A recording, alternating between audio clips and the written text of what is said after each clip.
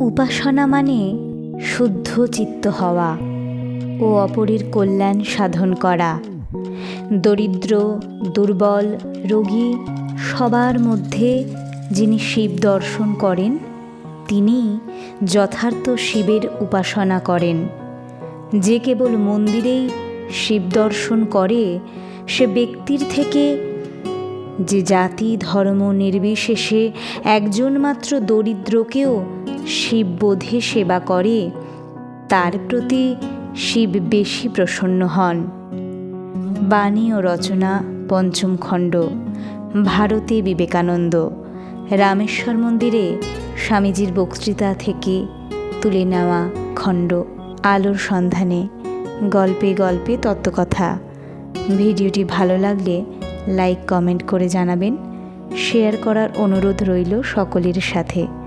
ধন্যবাদ।